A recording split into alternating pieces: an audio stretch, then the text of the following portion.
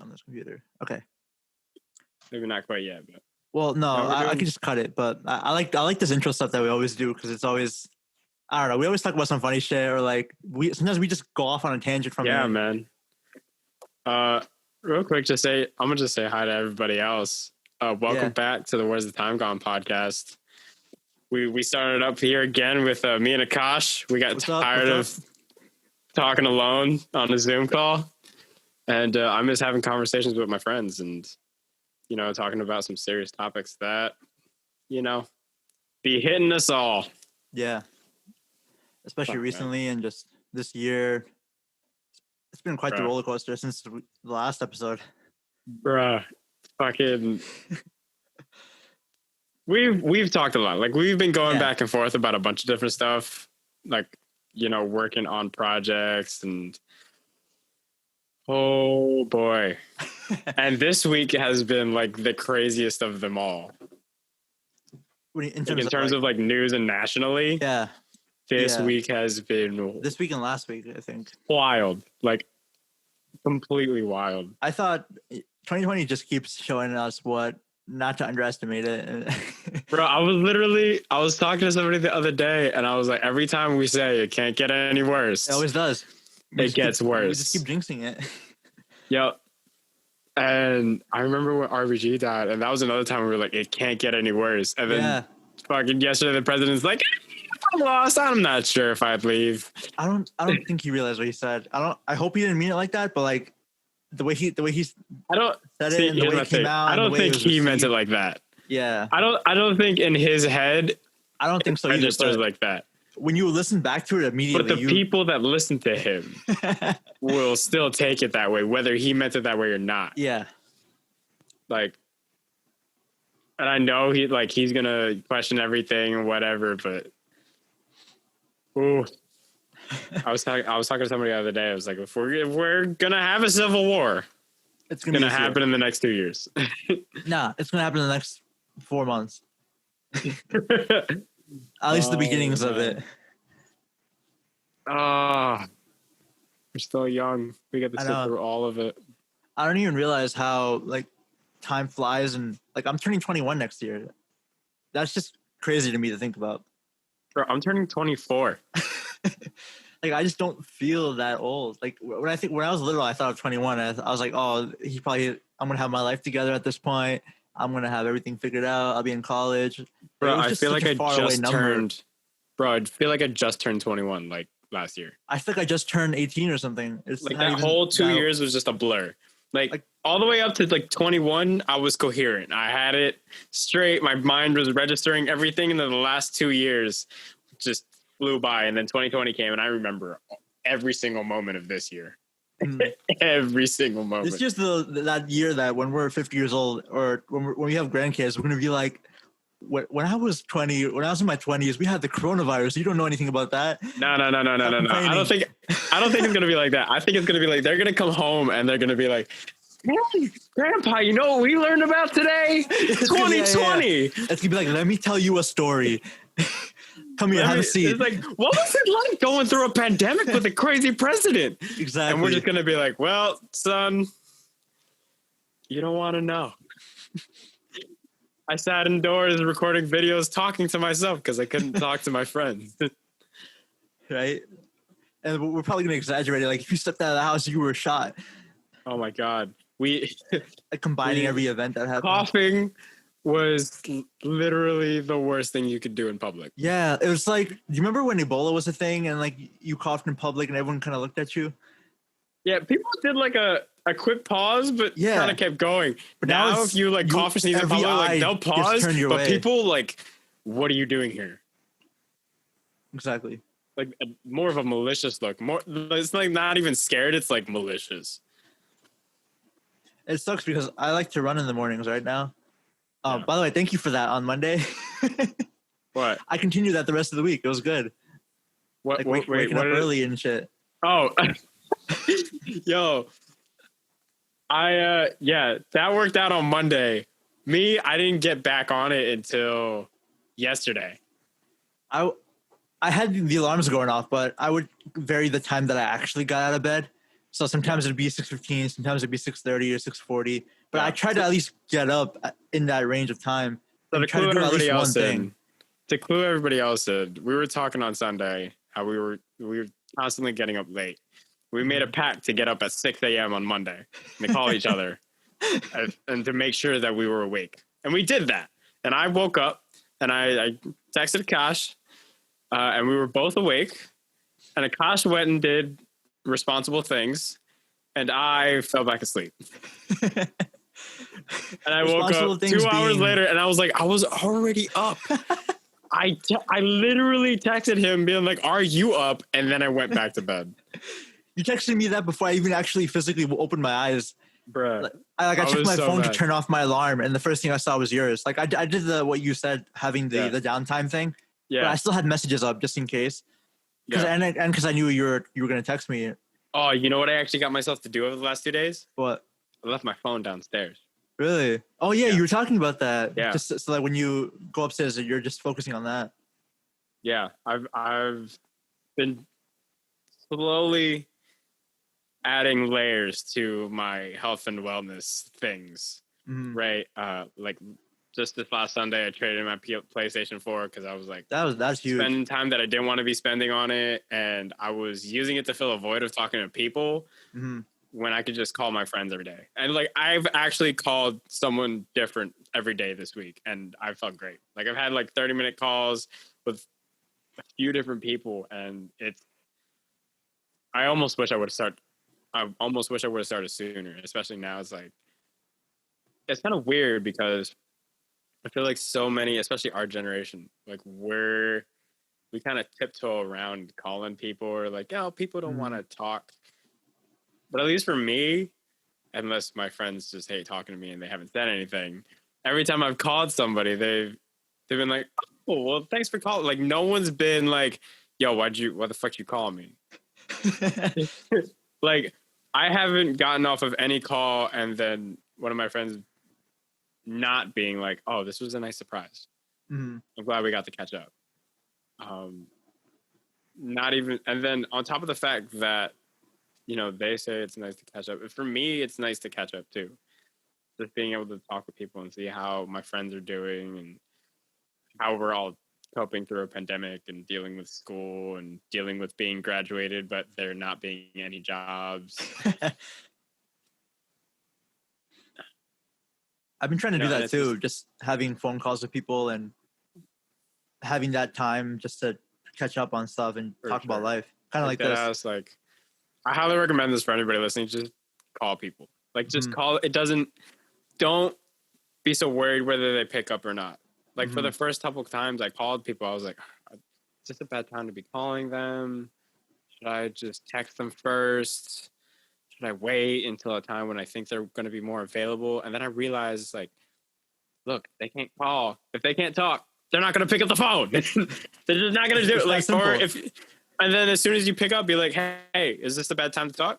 Like, I just want to catch up. And if they say, no, this isn't a good time, but we can figure out another time, then just like, all right, cool. Hang up the phone, send them a text, figure out another time. It's like, it's not that big of a deal. We chalk it up to a lot, or at least I definitely chalked it up to a lot when I was starting the habit. And, you know, the more I call people, the more I'm grateful for the fact that I started doing it. Like 100%. But I still haven't FaceTime people because FaceTime like one person once. I still don't have the courage to FaceTime people. I have this one friend, right? Where we'll randomly FaceTime each other, just completely out of the blue, random time of day. It'll be like, if we're in the middle of something even, I'll still answer and I'll just continue doing what I'm doing while talking to him. Yeah. Like one time I called him and he was grocery shopping and he just took me along with him. It was like a day in the life, but in real time. Bro, I feel like I love that type of vibe, you know? Thing. Like, I grew up calling people. Like, I didn't grow up with a phone. We had a landline, and me getting a landline in my room was a really big deal.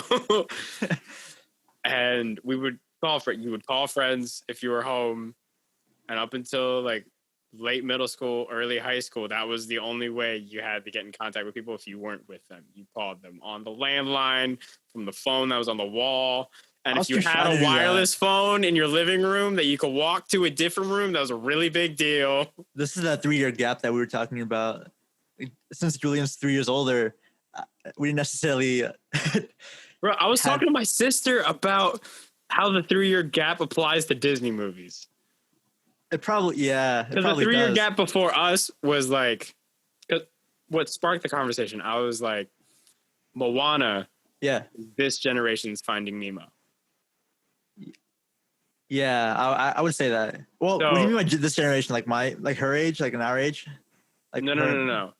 Like 3 years after you. Oh, okay. So for like I want to say like 6 years before me, it was Little Mermaid. Yeah. 3 years after that, it was Lion King was the really big one for that. Yeah. Like for me, that it's still Lion King. Like that's like I was kind of like the end of that. Yeah, and then my generation was Finding Nemo and Toy Story 2. Mm-hmm. Like those are the big ones. Because I remember I grew up with those too. So I guess it's like those two. But you were like a little more of a child. Yeah, I was talking to my sister about this. Like we were grown children. Like you understood everything. We were grown ass 10-year-olds or something like that. I don't even know what year those came out. What year was that? I don't know. We can look it up real quick. Disney movie release. Lion King was like what, 1999? Yes. 1994?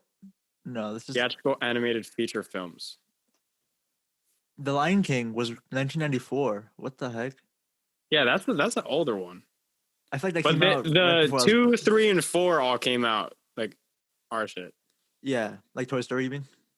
No. Lion King, when they did Lion King like 2, 3. There was like a 2.5.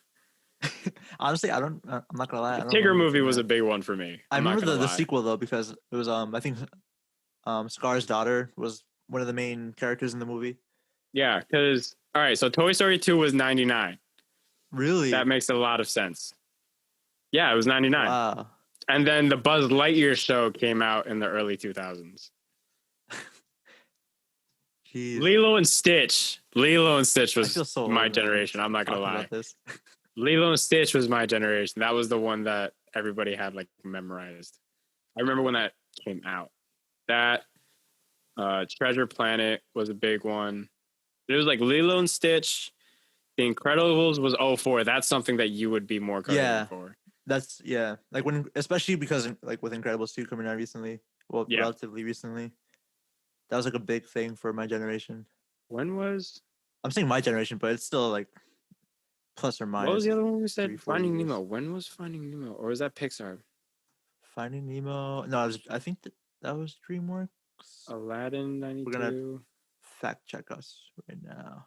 I don't know my animated 2003. Movies. Oh no, Finding Nemo 2003. Yeah, that makes sense. 2003. So yeah, that was like prime time. You were what, 3 years old? Yeah.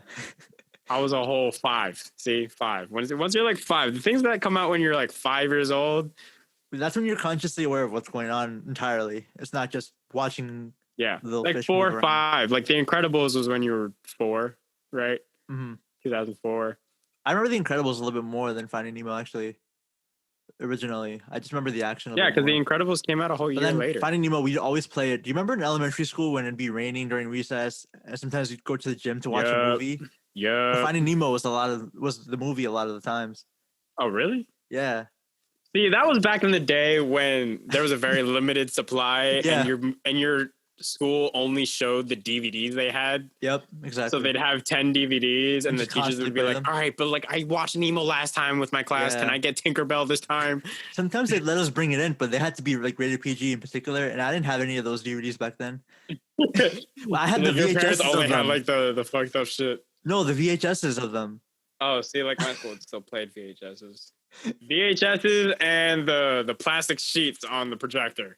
Oh yeah, especially not like classes. The projector, but that was all my classes. Like in history class, you went and, like sometimes they didn't print them out beforehand, so they had to send you to go get another copy. So they would print it out. Or be like send you to the principal's office or the printer secretary office. Be like, hi, Mrs. Whatever wants a copy of the Scantron for today. Do you think you could print this? And you knew you were your teacher's favorite student whenever you got called for that, or like you just felt really cool going up and like, oh, you guys are stuck in class, they get to go.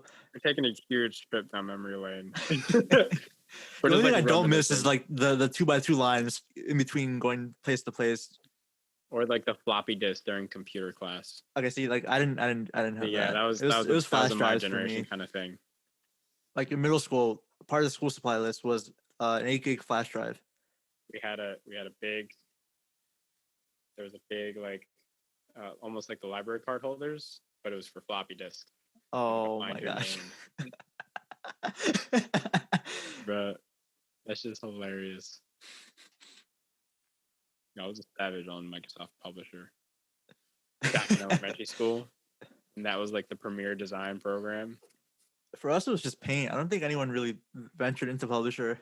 The Publisher is what we used to make the flyers that we put on the walls. I remember one time we used was that Publisher? We had in 6th grade we had a kind of like a really, really basic I don't even know, like to like make architectural drawings and schematics. Like very, very basic class like that. And I want to say we used Publisher for that too. That wouldn't be Publisher. I forget the exact. What would it be? Publisher was like you took. Would it be Illustrator? Stock photos and made like pamphlets out of them. Okay. No, we did that for like the second half of the class, but the first half we definitely used some sort of program like that, where you just make the schematic. It was like SolidWorks but 2D. It was probably an AutoCAD thing, because AutoCAD had programs I just forget the name of it. I'm thinking Adobe because I use Adobe so much now, but yeah, fucking Adobe. Can we mention name brands and stuff like that? Like, is there any? No, Brett. We just talk. The only thing we can't do is like songs and shit, I think. Okay, and then we're not showing our screens either. You can't play other people's audio. Yeah. Not like we have a screen share. I guess we kind of have a screen share. We could, but we're not going to do that. Yes. Yeah, we'll do that some other time. Yeah, when we have the actual rights to the songs and stuff, and whatever sounds. Oh man! All right, I actually have a topic that I've been meaning to talk about. Yeah, go for it. Because I was thinking about this the other day. Everybody always talks about how the damn email's full, right? Mm-hmm.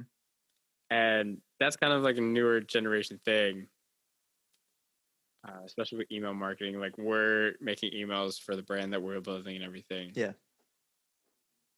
And I started thinking, have you ever been a part of newsletters that you enjoyed? That I enjoyed. Like, what newsletters have you been a part of that you genuinely like signed up for and wanted to be signed up for? I feel like you're not going to be surprised by this. The one email newsletter that I willingly signed up for, like I almost went out of my way to sign up for, was Gary Vee's email newsletter. Yeah. That's just because that seems very on brand. That's so on brand for me. I'm surprised. I would be surprised if I didn't say if I said something else. Because I was thinking this week, it's like they're actually very good when there's stuff you want to know and keep up with. Mm-hmm.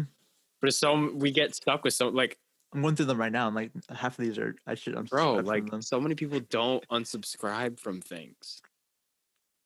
Like, and so many people grow to hate their email because they're subscribed to so many. Like, we used to bitch about our school emails up and down because we would get so much spam just from the school, and then alumni notifications, and then clubs. The 20 clubs that we signed up for freshman year, and we only go to 2 of them, so we get 18 emails every week that we don't read at all ever. And then the things that we were really a part of, and then we were like left, and then you get emails from random people, and then you get the emails from the companies that just got your. And then email. You get Canvas emails, professors emailing the school emails, your professor emails, all the assignment updates. Oh, your assignment 5.2. Oh, and then you get all the e-billing stuff. Yeah. Every time you have a fucking hold on your account, which for me was a lot. Oh man. But we get so many emails, and it's like we could there's so many good newsletters out there. Like I started, like for example, I'm signed up for this one that's like focused on fashion stuff, right? And I signed up for it because of the brand we're starting. And that one actually has useful information on it. I used to be signed up for the Harvard Business Review one that I actually like genuinely wanted to read the articles. The Trello's newsletter has legitimately good information about using Trello. And since I use Trello for a bunch of organizations, yeah, their articles are like genuinely good. Highly recommend checking out their like the blog if you use Trello. But there's so many people that it's just, there's so many newsletters that we kind of deal with having being signed up for. It's like it just takes up your mental space just thinking about them. It's like you need to make sure to keep unsubscribing to actually have your email be a positive thing. I think it's so funny whenever you unsubscribe and they send you a confirmation, like another email. Yeah. Bro, it's annoying. Like, what do you do to manage your email? What I do?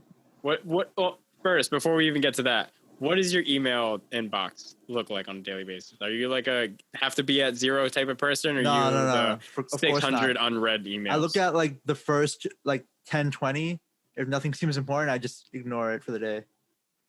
So do you have like 600 unread emails? In one of them, yes, but that's because a lot of them are probably just stuff that I can literally just hit Control Alt Delete.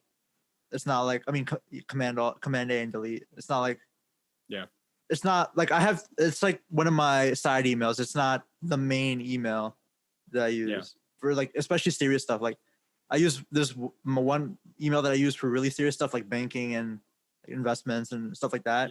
I check that one. That's like the priority email. And if I don't see anything important on that, like that's the one I actually focus on. And everything else is just like I actually have 2 spam emails just for like if I know I'm getting through something where it's like, oh, if you want to get like a free thing, it's like, okay. Just trying to get that VIP deal on or if you want to get that 10% off on checkout or something like that, and you're trying to save some, like trying to save a quick buck. I have like an email just to use for that. So I don't have to even worry about like going back and deleting it. I don't have to waste my time. It's just a junk email. I feel like having multiple emails is like. I gotta put more filters on Gmail though. I know you do that a lot. I feel like that's another option. It's like it's similar to having multiple emails because you can set up the filters in Gmail where it's like plus this, and then you can just use that as your email for the extra emails. But instead of it going to the inbox, you can just set it to delete it. So, for example, you could put like Akash Rana plus spam. And then whenever you sign up for a thing that you never want to see again, you just put the spam thing and you set a filters to if something goes to spam, automatically delete. Which I think is kind of cool. But having multiple emails is like necessary now. Because there's so many. I feel like that's the only way you keep track of the things you actually want to see. Because for me, I just like it too because it's like it helps me keep organized mentally. Like, okay, this email is specifically for this type of stuff. This email is specifically for this type of stuff, and then it's just. I feel like I need to get a little bit more organized with my personal email because I have a couple. I have my personal, and then I have my music/business one, which is the J Remy HDZ, and then I usually, for everything else, I use the specific email for that organization. For example, Where's the Time Gone has its own email. Where's the Time Gone at gmail.com. It has its own email. So everything that I have to use for Where's the Time Gone, any emails I get, anything that I have to keep up with goes straight to that email. Yo, on your Scarlet, can you put your volume knob up a little bit? My volume knob? Yeah. Doo-doo. Better? A little bit. Doo-doo. It also could be me, but yeah, I don't want to hit into the red. I was hitting the red a little bit. Yeah. Okay. I think on the start also quite. I can fix it in post too. Yeah, we have it on recording separate audio, so it'll be good. Yeah, just throw a compressor on that. Yep. Sound good because that's what I went to school for, to make a vocal track sound good. Just need to figure out how to get paid for it. All right. Anyway, filters. Gmail, look good. Newsletters that actually matter. Mm-hmm. It's important stuff, man. Keeping track of what we need to keep track of. Because, you know, we're people in technology. Sometimes it's a newsletter where I don't want to read every single thing, but I know if I read the headline and it's something I want to be interested in, like it's something that I would actually read, I'll go ahead and read it.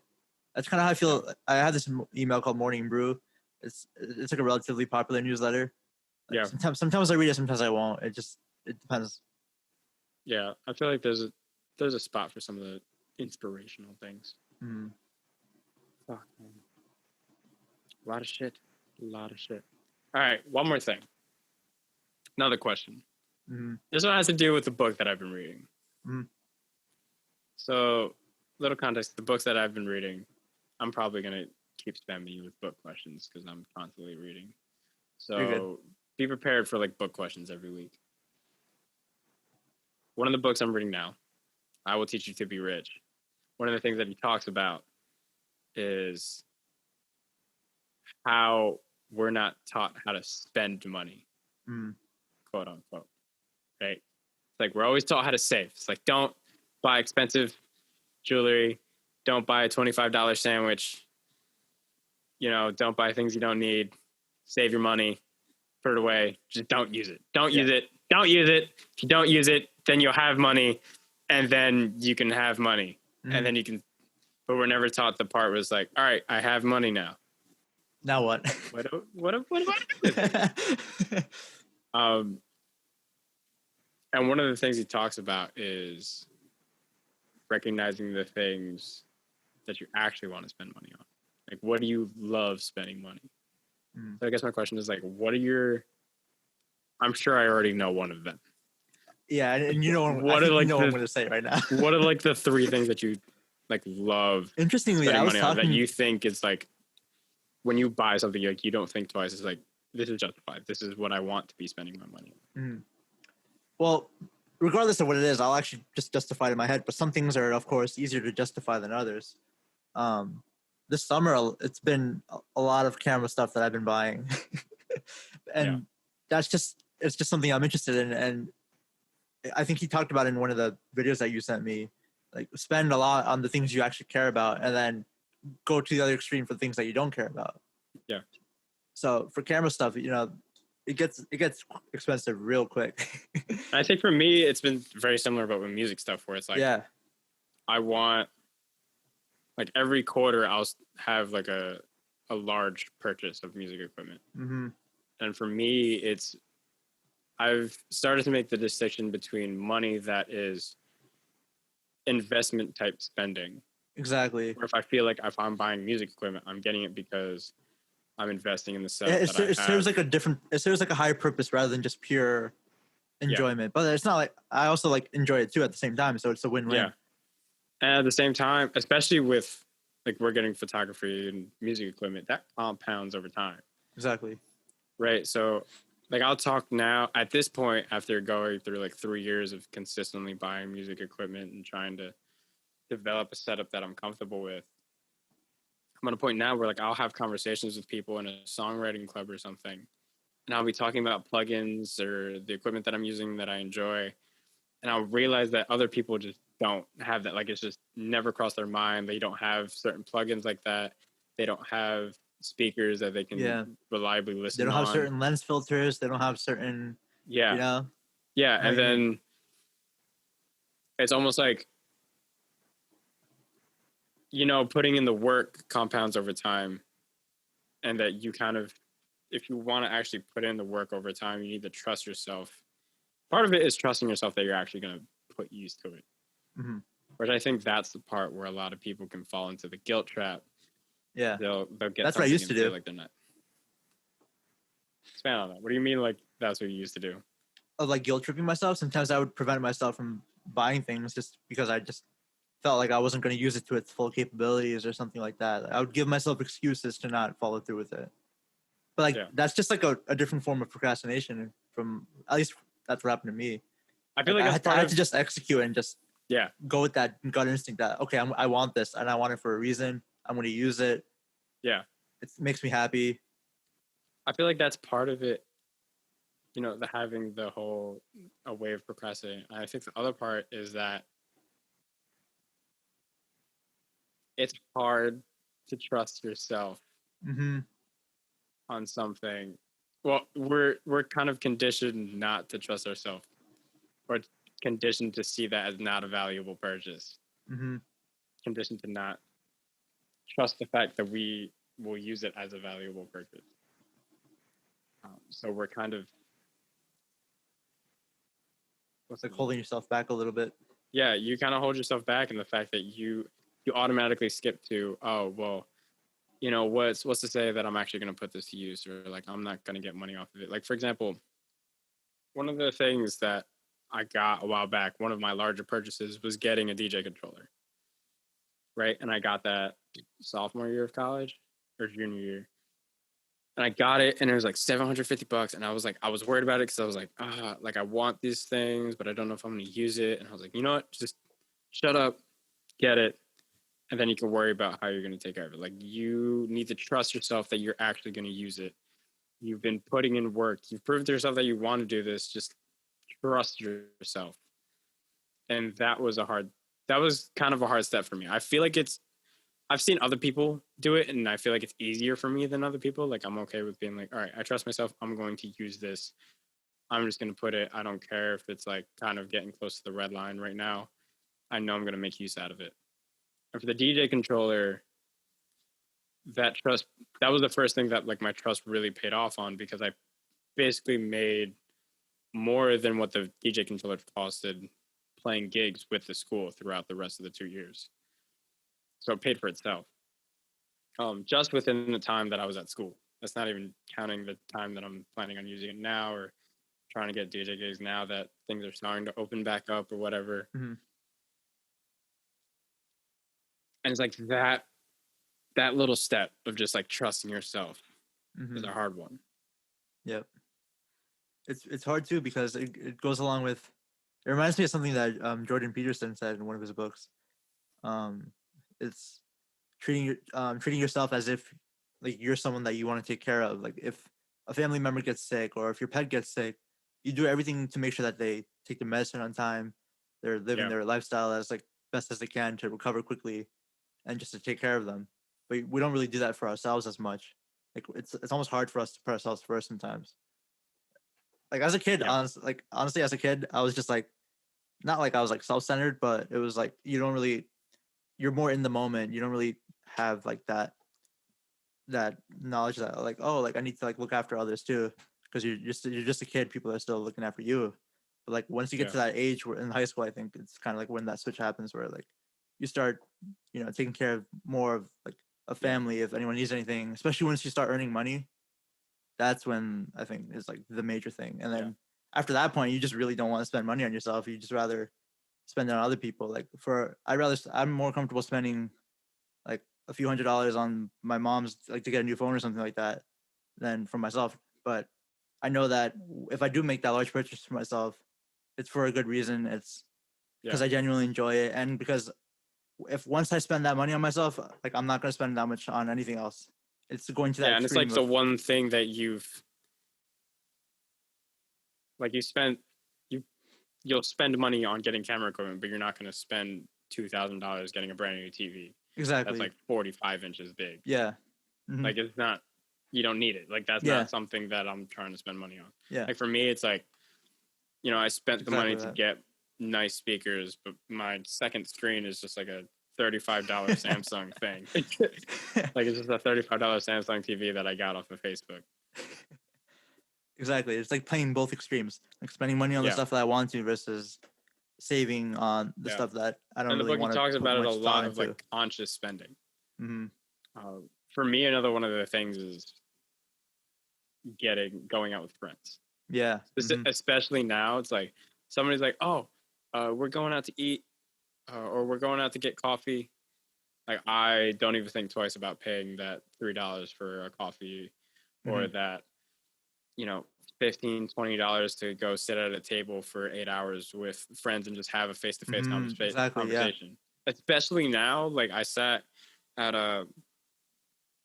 one of the peer restaurants, in Hoboken, and it was me and 3 of my friends. We just sat there for like 8 hours just talking, and like we had a meal and everything, and then, but just the 8 hours was so priceless for me at that point, especially because we had gone so long without talking to people that you know, I it could have costed $50 and I wouldn't have cared, because it's just one of those things for me that it's just okay. Like that's the thing. I want to spend money that I want to spend time with my friends. I don't want to have to ever think twice or have any kind of stress come from the fact that I want to spend time with the people that I want to spend time with in a place that everybody feels comfortable. I've been doing that a little bit more recently too, just especially with time itself. And if there is something people want to do, I try to say yes rather than say no. Yeah. Coming from high school where I was like, I don't want to really hang out with too many people. I want to just have my head down and focus on like school and stuff, which is long-term speaking, not the best idea. So the other thing is like a good 180 of putting more emphasis on actual relationships with people and having that deeper connection. The other thing is like when you're a good student, you're conditioned to be like, no, do your work. Exactly. Yep. Like you need to worry about this, that, hanging out with friends. Like that's not important. Yep. Or that comes second. And I feel like there were times when I did this to myself where I was like, no, I don't need to be hanging out with people. I have things that I'm doing. And I didn't value relationships for a while.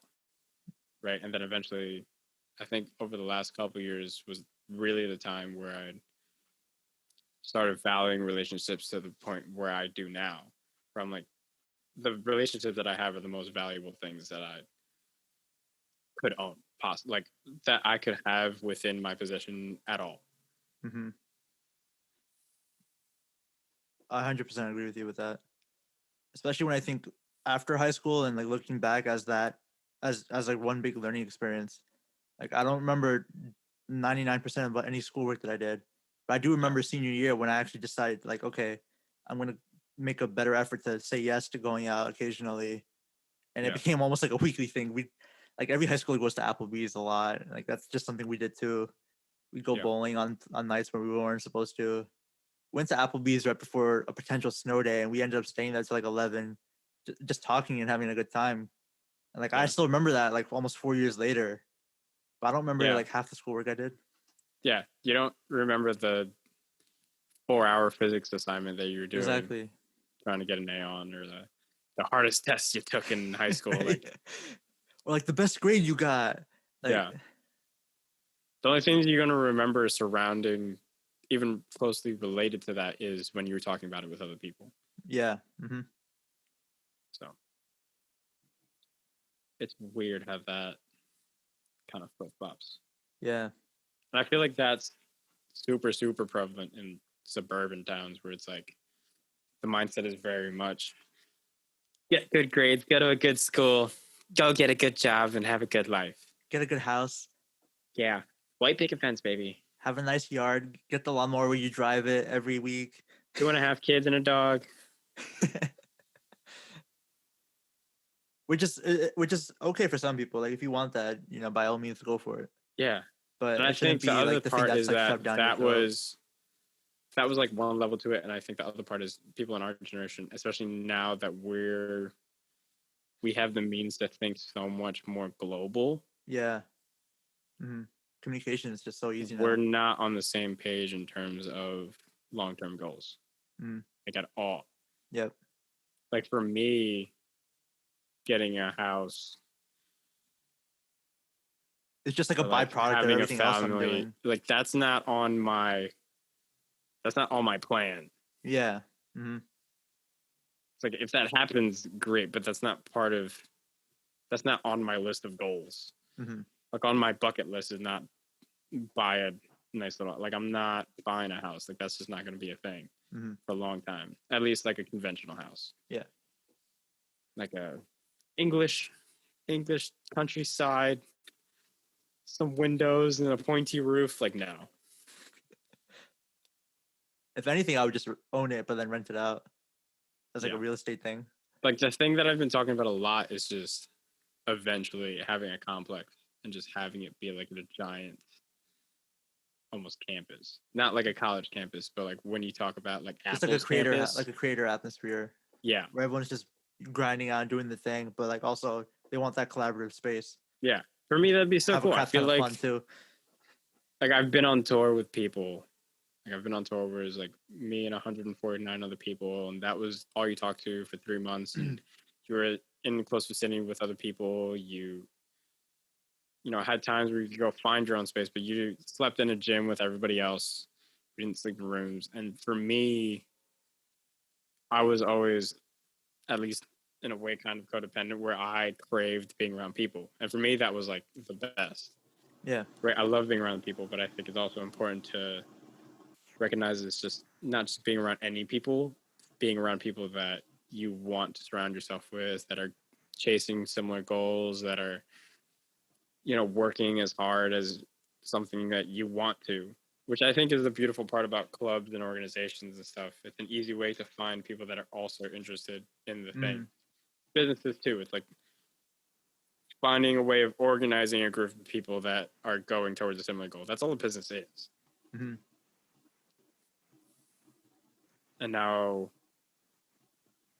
it's like, all right, I kind of want it to be a little bit more purposeful than just show up to an office. Because I feel like that's kind of dead now. Like the whole point of like just showing up to the office, like you could do a Zoom call. Yeah. Like the whole work from home thing kind of destroyed that whole mentality. Yeah. Like you could do whatever you want from home. And I think we're fine being in an office building. And I think we're getting into that realm where it's like, you don't need to be you don't need to go to a space where it's all of the people that are in your company that you don't necessarily enjoy being around, right? Mm-hmm. It's a good thing to learn how to be around people you don't really want to be around. But being in a space where you're comfortable is also nice. Being in a space that's like heartwarming, has some nice plants, and you get a nice cup of coffee. Mm-hmm. Like working in coffee shops was kind of like was starting to gain popularity. And I think now it's going to get a lot more popular, and like working in common spaces with other people that, maybe you and your friend also have 2 remote jobs, and maybe instead of just working in your homes, you go to a similar table at some place and you just work together on different things. Mm-hmm. Right. I think even that is going to start to be more common. Of just like general spaces, kind of like, honestly, coffee shops can just morph into that. They're already basically that, but they could just make that official and have actual good facilities in their buildings. I think there are some places that are, recognize that that's one of their highest values to the community, is being a place where people can come work. Like my sister's right now is at Panera Bread studying and just like working with her friends. Yeah. Like that's just a thing. Exactly. That more and more now is just commonplace. Yeah, Barnes & Noble is smart. Some places have the Starbucks attached to it. Yeah. That's like perfect. Like, you get to go in there, study. You have all the books around you that you might need. You can just get it from the shelf, put it back. It's almost like a library in that sense. If you only need it for a day. They've been doing it for forever. You get it. It's funny because they probably didn't even realize like that was happening until, especially more recently. Yeah. But that's like props to them for always having that. Anyways, keeping the customers in mind. Yeah, man. A lot of good stuff. I think Corona I kind of mentioned this a little bit the other day. It's like Corona just jump-started a lot of the change that was already starting to happen. Yep. A lot of the motion towards remote learning and remote learning, remote working, snow days. remote That's not relationships. Yeah. Like, it's all of these things that would stop things, and now it just people are realizing it doesn't have to. Mm. Which will maybe have its downsides in the future. But at this point, it's like, you don't have to, it's showing people you don't have to be tied down to things. Mm. And I think a lot of students are I'm hoping a lot of students kind of start seeing that too.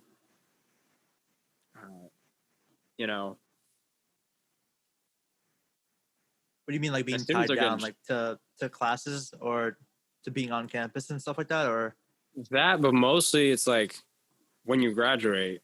Mm-hmm. Yeah. Now that this is possible, are you gonna like? You don't have to be tied down by a lot of things. Like the options that are going to be available, maybe not this year, obviously, because there's no jobs. Yeah. But like next year, or even the year after that, going into remote jobs and having remote jobs as a benefit will be more common. Because especially for younger people, I feel like that's incredibly valuable. Yeah, like that's what I'm doing right now, right? It's nice that I don't have to worry about driving somewhere. I could do what I'm doing now in the morning of just driving, working out, and like go wherever you want. Like you can travel if you want. Yeah. Right, and that like a lot more flexibility. A lot of people like to say like when you're younger, that's when you're supposed to explore and do all of this. Yeah. And now not being tied down to a stationary job is probably going to be one of the craziest opportunities to be able to do that. I think that's going to be a huge benefit that people are going to start looking for. Especially now that it's like, well, you can do it. And it's standard now. So it being a lot more common as people graduate and go to look for more jobs and just literally looking for more remote jobs and being like, no, I want to go to take a tour of Europe while still working. Right. And that's what we're talking about, not getting tied down, not having to buy a house, because all of a sudden you don't have to be co-located. So instead of being stuck in New Jersey driving into New York City every day, maybe you're taking a tour of Europe, just driving around. Every day you're every other month you're in a different place, or you go stay in Spain for 3 months and you're still working your job remotely that is based in New York City. I see that being a trend in the coming years, especially once people realize how practical it is. And people have already started, like I just saw an Instagram page the other day that was remote worker retreats. So people literally organizing houses made for remote workers to come stay with other remote workers. Amazing. For a week or so. Yeah. So they go stay in some nice ass house in a nice climate with 19 other remote workers, and they all just co-locate, work together, and just have a good time. Because like after they're done with work, there's just that time's up for them just to connect with each other. And they get to explore. They get to meet a whole bunch more people. Yep. I love that. I wish I did that now. Because like I'm in that boat of just being at home. But you probably could. That's the thing. In the afternoons, I definitely just try to make the most of it. And, like go to Hoboken sometimes, or call people. That's the thing. Like somebody like you could do that right now. Yeah. Like get in your car and just peace out. Yeah, I mean, like just buy a plane ticket somewhere else and grab an Airbnb or maybe not a plane ticket right now, but yeah, not right now. But it's like even with a remote co-op, it's like it can serve as a free pass to do whatever for 3 months. It's not you're tied down to showing up to a building every day for 3 months. Yep, it could potentially be a completely new thing. And I think it's going to be a period of time where people really let that sink in. People are going to be so scared or so used to staying in the same spot that it doesn't even occur to them that they can just peace out. Now that they have a co-op and it's remote, they could maybe they want to go visit California and see what it's like over there. Like they can just do that. You don't have to be like an international business student to travel from here while having money and like just get an online checking account, set up direct deposit. It's coming to you every day. You don't have to worry about it, the mail coming in. Yeah. You don't have to worry about it. It's all set up. That I think could be a really cool thing.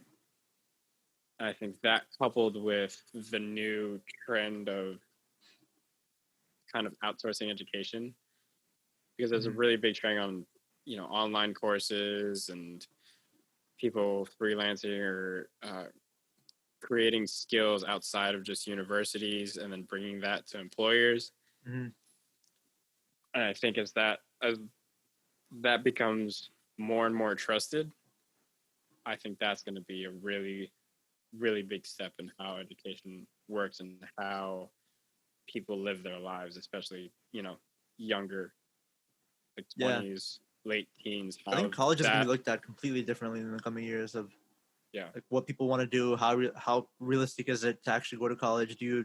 I'm actually hoping that the loan? conventional definition of college like disappears in the next 5 years. I think it'll stay for stuff of like being a doctor or a lawyer, but besides like those types of like the part that I want to disappear is like the bloated tuitions for an institution that's just super high inefficient.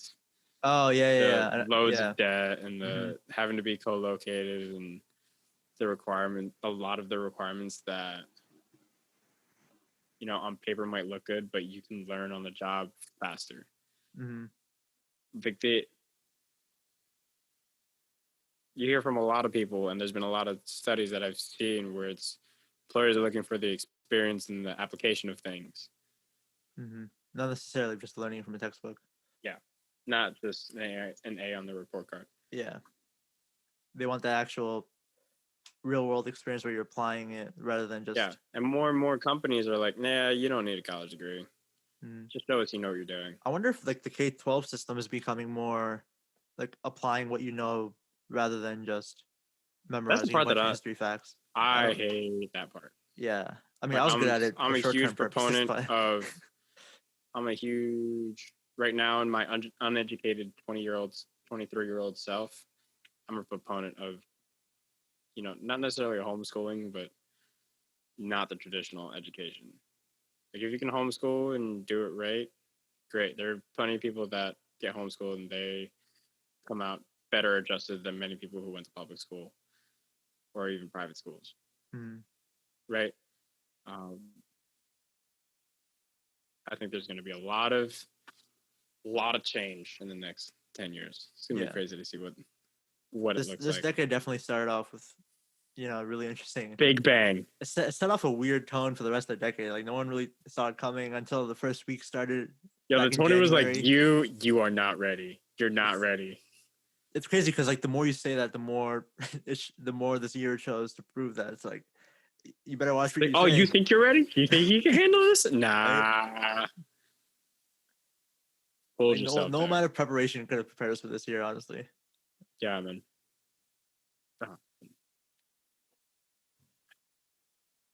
Man, it's been good getting to sit down. Yeah. Talk on the podcast again. I guess we can start wrapping up. It's been like an hour. Really? I don't know. I think we just got started. I just looked up and it was like 7:29, and I was like, we've been on since 6:30. Kid you not? It feels like we've only been on for maybe 20-30 minutes max. Right? I thought you were going to ask another question just now. I was like, no, that's how fast these things go. Now I see why other podcasts just go on for like 2-3 hours without even realizing.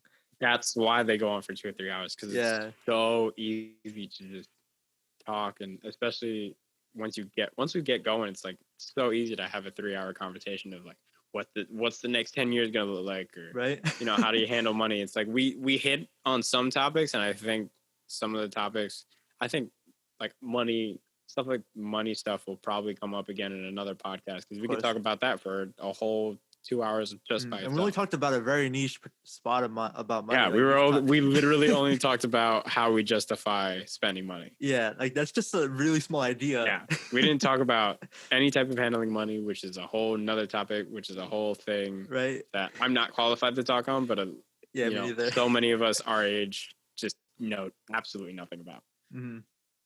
I hope we can have people on here that are a little bit more qualified to talk about that. I think we cool. Both know people that are a lot more. Yeah, and I think that'd be cool to have people on here like credible. That. I'm looking forward to this new phase of Where's the Time Gone? Yeah. WTTG, pulling some clips, put it on the socials.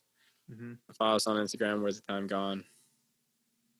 It's gonna be cool. All right. Well, thanks for everybody for checking in on the new episode, and we'll see you next week. Catch you later. Peace.